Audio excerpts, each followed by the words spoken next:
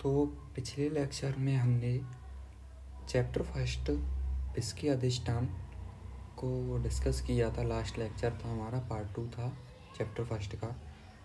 अब हम next chapter लेके आए हैं विष की चिकित्सा।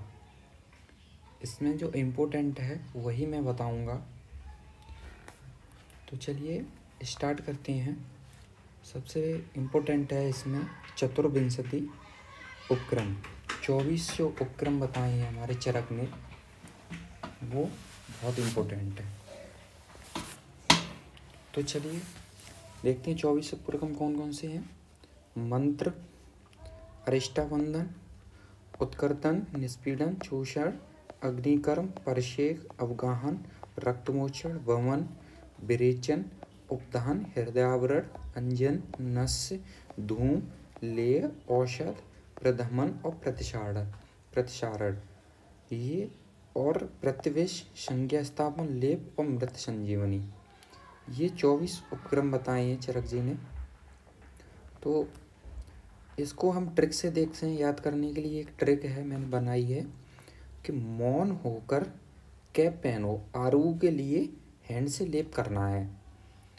मौन से बनते हैं ये 4 मंत्र, अरिष्टाबंधन, उत्कर्तन और निष्पीडन। सी से हो गया चूषण, ए से अग्निकर्म, पी से परसेक।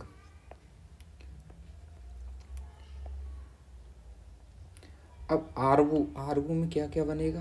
पहला अवगाहन, रक्तमोक्षण, वमन विरेचन और उपदहन।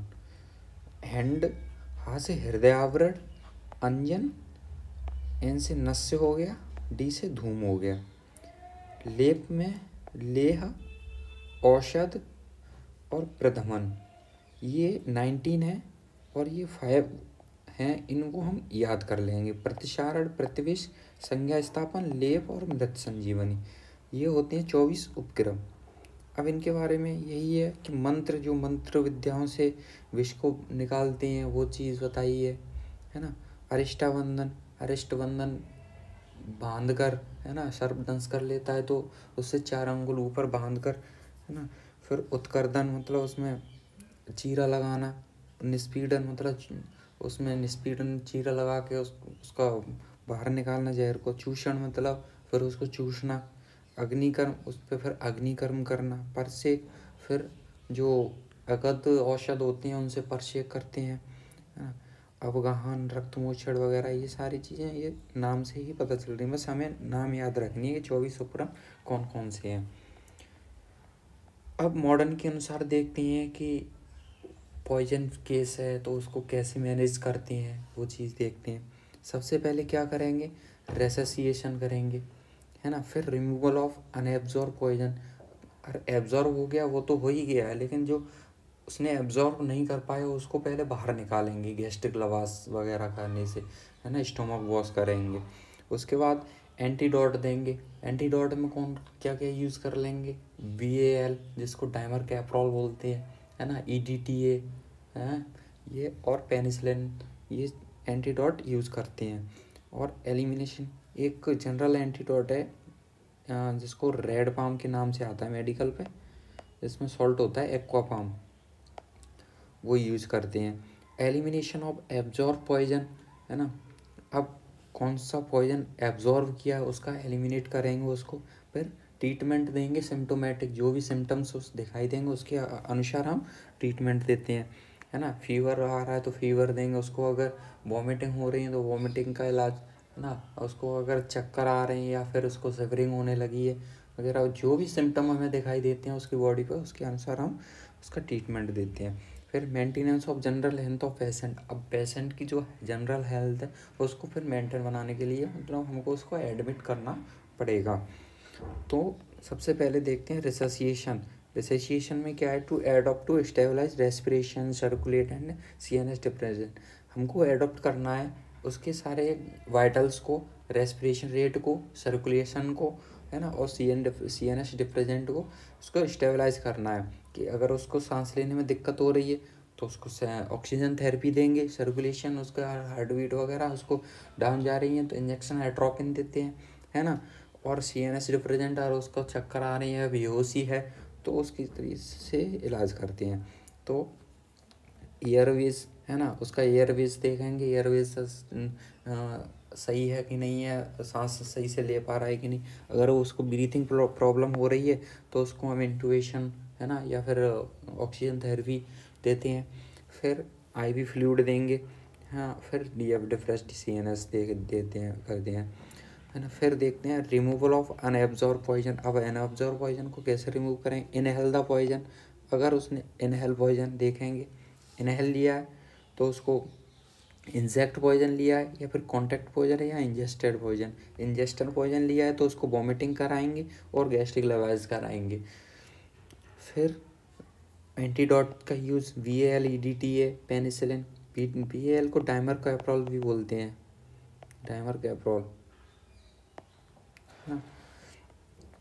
फिर इसमें देखें कौन कौन से, अगर साइनाइड लिया है उसने तो हमें सोडियम थियोसल्फेट देंगे। ये क्या करता है? साइनाइड को थियोसाइनाइड बना देता है। अगर उसने हैवी मेटल पॉइजन लिया है तो सोडियम कैल्शियम देते हैं, NaCl। अगर उसने न्यूट्रलाइज एल्गलाई लिया है ना, बेस, कोई भी बेस लिया है तो उसमें क्या लेंगे? विनेगर का यूज़ करेंगे। अगर उसने एसिड लिया है, न्यूट्रलाइज एसिड लिया है कोई भी, तो उसमें मिल्क ऑफ मैग्नीशिया का प्रयोग करते हैं। फिर एलिमिनेशन ऑफ एब्जॉर्ब पॉइजन, है ना।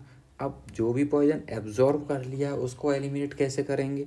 तो रीनल एक्सक्रीशन, है ना, फॉलेस कैथेटर, कैथराइजेशन करेंगे। उसके बाद परगेशन, है ना। फिर डायफोरेटिक्स। फिर पेरिटोनियल डायलिसिस करेंगे।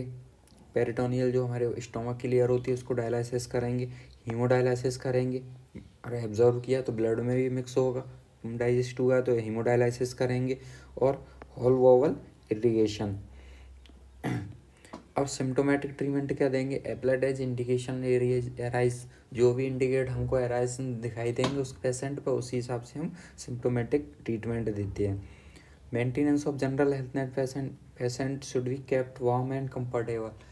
पेशेंट को कैसा रखना चाहिए? उसको वार्म और कंफर्टेबल रखना चाहिए। फिर ये नोट पॉइंट है कुछ आ जाते हैं। अगर रोगी की उपचार, हमें ट्रीटमेंट करते समय डॉक्टर से अगर मृत्यु हो जाती है तो डॉक्टर का केस बनता है IPC 92 के तहत, उसको धारा लगती है।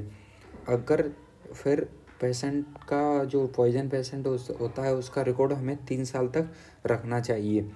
पर हत्या होमिसाइडल है, किसी दूसरे की हत्या करने के लिए पॉइजन दिया है तो उसको 39 CRPC की धारा लगती है ना। BAL क्या है? कॉन्ट्राइंडिकेशन ऑफ लीवर डैमेज, है ना। लीवर डैमेज के लिए क्या है? कॉन्ट्राइंडिकेशन है ना, उपद्रव्य BAL, है ना। लीवर डैमेज है उसका पहले से, तो हम BAL का प्रयोग नहीं करेंगे।